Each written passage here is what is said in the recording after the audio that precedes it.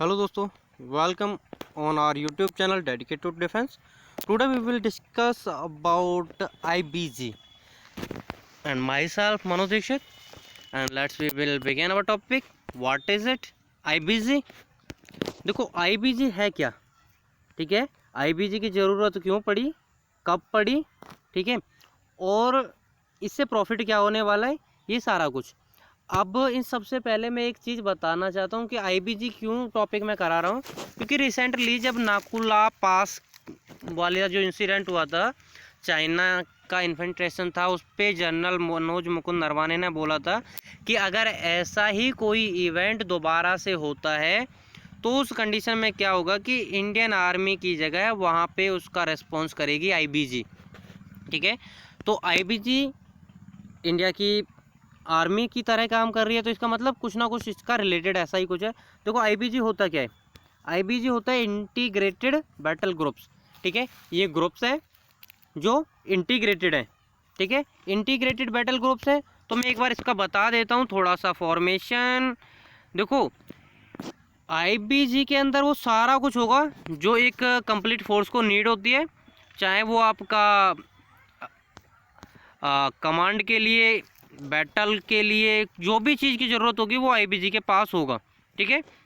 देखो यहाँ पे दिया हुआ है, the integrated battle groups will eliminate all the military functioning in different wings and can be bring all batting और all battling ability like infantry, artillery and air defence together under a single control of the military crops level functioning of the army, ठीक है।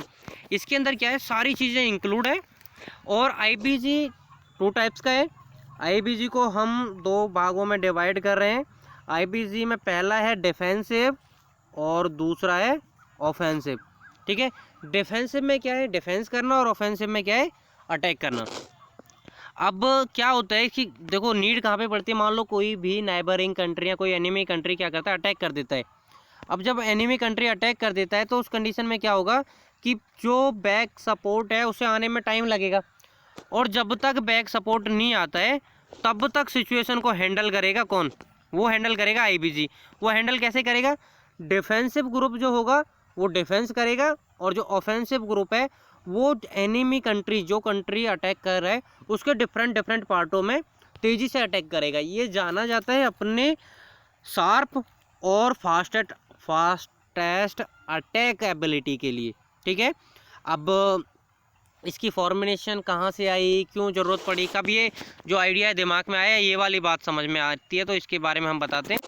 देखो 2016 में एक retire major general साकेतकर committee बनी थी, जिस साकेतकर committee ने आर्मी की एबिलिटी और आर्मी का जो बजट है, आर्मी के ऊपर पूरा शोध किया। उसके बाद उन्होंने एक निष्कर्ष निकाला कि जो आर्मी का मोस्टली बजट है, जिन चीज़ों पे खर्च हो रहा है, उस वजह से आर्मी क्या है, मॉडर्नाइज नहीं हो पा रही है। अब देखो मेनली चीज़ क्या है कि बजट इंडियन आर्मी का जा रहा है, मोस्टली टोटल डिफेंस बजट में से 60% बजट अकेला इंडियन आर्मी को मिलता है, ठीक है। उसमें से 60% इंडियन आर्मी को मिल गया, और उस 60% में से अप्रोक्स 75 to 80% बजट खर्च हो रहा है बस सैलरी, पेंशंस, सोल्जर्स या जो जवान है उनकी सैलरी, पेंशंस, और बचा हुआ कुछ रेगुलर वही ट्रेडिशनल गोला बारूद और राइफल वगैरह परचेज करने में। बाकी जो थोड़ा बहुत बचता है जिससे हम अपनी आर्मी को मॉडर्न नहीं कर सकते, ठीक है। तो अब इंटीग्रेटेड बैटल ग्रुप से क्या होगा कि एक तो इससे क्या है कि आप आर्मी के अंदर स्ट्रेंथ थोड़ा कम कर सकते हो, ठीक है। अब जब स्ट्रेंथ कम करने की बात आई थी तो काफ़ी सारे और भी इशू सामने आ गए थे, तो उसकी वजह से एक और नया फॉर्मेशन इंडियन आर्मी ने कर दिया, वो है 3 साल का टूर ऑफ ड्यूटी, ठीक है। वो एक आइडिया उनके दिमाग में आ गया कि हाँ इससे बजट सेव किया जा सकता है, और IBG अपनी एबिलिटी के लिए जाना ही जाता है। अब देखो IBG का पहला जो ग्रुप बना था, पहली जो टेस्टिंग ग्रुप था IBG का, वो था आर्मी की 9th कॉर्प्स, आर्मी कॉर्प्स 9, ये ग्रुप था।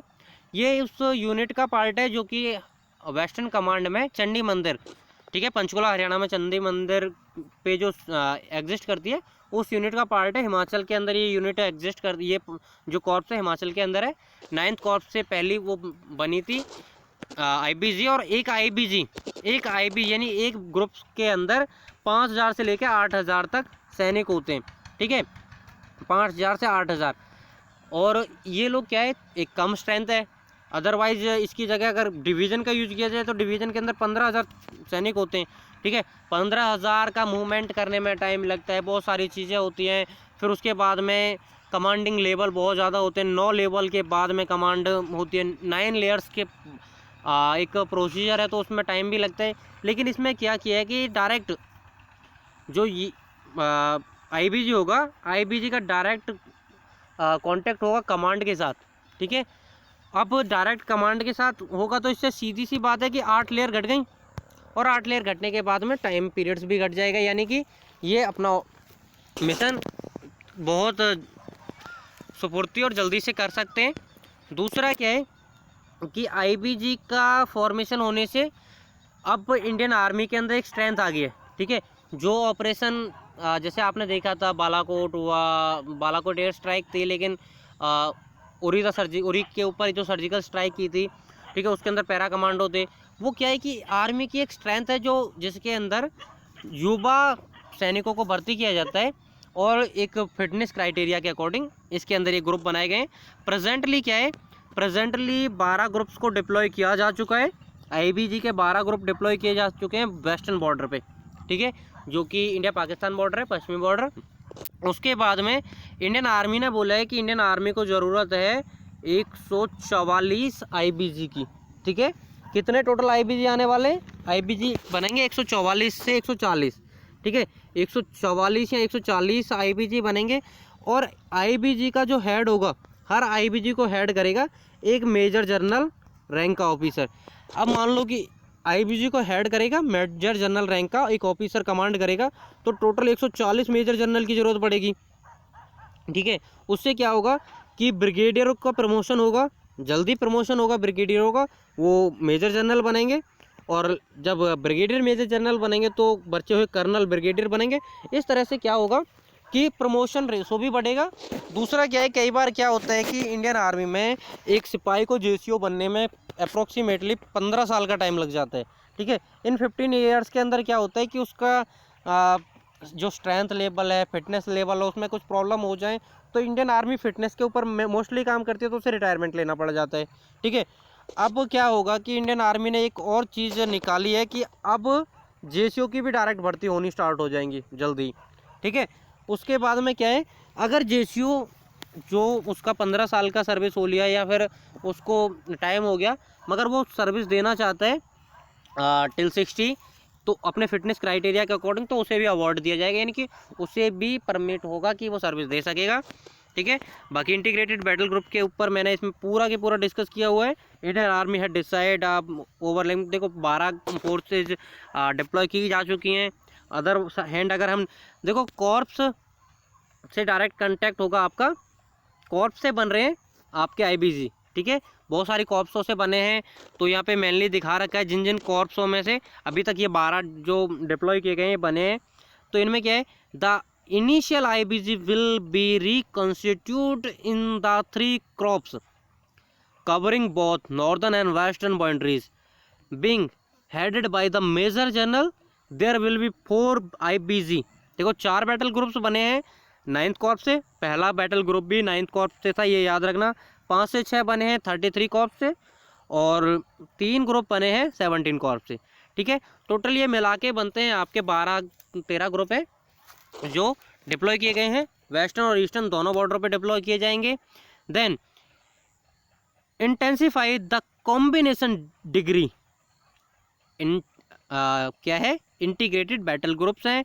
Defensive analyse noted that the reform of Indian Army actually is to change the division into the brigade with the 3 objectives। देखो यहाँ पे क्या है, जो सारा कुछ है मेनली 3 ऑब्जेक्टिव्स क्या हैं इसके, जो 3 कारणों से आईबीजी बनाया जा रहा है। तो पहला कारण तो वही है, डिवीजन होता है जिसके पास सारा कुछ पावर है, सारी चीज़ें इंक्लूड करते हैं। क्योंकि देखो, to build a smaller force with the complete component of enhance responsibility capability. One division, देखो इंडियन आर्मी के एक डिवीजन के अंदर यूजुअली कमांड 3 इन्फेंट्री ब्रिगेड्स, देखो 3 इन्फेंट्री यानी कि पैदल दस्तों को करता है, 3 इन्फेंट्री ब्रिगेड्स होंगी, 1 artillery and 1 armour, other support and service unit, and totally 15,000 troops. ठीक है, 15,000 ट्रूपर्स होंगे जो डिविजन्स के अंदर होते हैं। इसे कम करके 5 से 8,000 के आसपास इसे कर दिया है। ठीक है, 5,000 के आसपास इसके अंदर बोला जा रहा है कि इतना होंगे। तो देखो एक तो छोटा हो गया, साइज छोटा हो गया, मूवमेंट आसान हो गया, साथ में क्या होगा कि अब इनके पास सारा कुछ एग्जिस्ट करता है एक ही यूनिट के अंदर। इन्हें अब आर्मर या फिर लॉजिस्टिक या फिर आपका आर्टिलरी का सपोर्ट लेने के लिए बाद में रिक्वेस्ट करने की ज़रूरत नहीं है, इनके पास सारा कुछ अपने आप ही है, यानी कि ये तुरंत एक्शन ले सकते हैं। ठीक है, देन सेकेंड वन इज, देखो यहाँ पे क्या है, यहाँ पे दिया गया है the infantry brigade usually command 3 infantry battalions and brigade headquarter. देखो ये मैंने आपको बता दिया, बहुत सारी चीज़ें 8 लेयर्स कम हो गई हैं, पहले 9 लेयर सिस्टम था, अब क्या है ये केवल सिंगल लेयर सिस्टम रह गया है। ठीक है, reducing the command level increase the command efficiency. ठीक है, एफिशिएंसी बढ़ेगी, लेवल घटाए जाएंगे। Current command system of Indian army is comprise by the 9 levels. ठीक है, अब क्या रह गए, केवल सिंगल लेवल रह गए, तो 8 लेवल घट गए। Enhance the combination degree of the strength coordination because of the limit of organization and the establishment, and the infantry brigade of the Indian Army always required the support of artillery, armors and air defense। ठीक है, Indian army को हमेशा इन चीज़ों की जरूरत पड़ती है, लेकिन अब क्या है, जो आईबीजी के पास ये सब कुछ अपने आप एग्जिस्ट करता है, तो इसको अब ये किसी से हेल्प मांगने की ज़रूरत नहीं है। ठीक है, तो इस सब के साथ क्या है, आईबीजी एक सॉलिड ग्रुप बन के निकला है। और अगर आईबीजी का हम देखते हैं तो जो पहला एक युद्ध अभ्यास इनसे एक एक्सरसाइज करवाई थी, उसका बहुत पॉजिटिव रिजल्ट मिला है, जिससे लगता है कि ये बहुत इफेक्टिव रहने वाले हैं। आई विश कि बहुत जल्दी इंडिया को ये देखने को मिलेंगे, इंडिया की सारी बाउंड्री लाइन्सों पे। And thank you for watching, it's all about IBG. अगर कुछ आपको लगता है कि कुछ और इंक्लूड करना है या कुछ कमी रह गई है या कुछ जैसा भी आपको लगा है, प्लीज़ सजेस्ट करें अगले वीडियो के लिए। अगला वीडियो भी बहुत ज़बरदस्त होने वाला है। हो सकता है कि माउंटेन क्रॉप्स के अंदर हो सकता है किसी बैटल क्रॉप्स के ऊपर हो सकता है कि डिफेंस से रिलेटेड आने वाला है। And thank you for watching. अगर जैसा भी आपको लगा है कमेंट ज़रूर करें, लाइक करें और सब्सक्राइब करें हमारे चैनल को। And thank you for watching.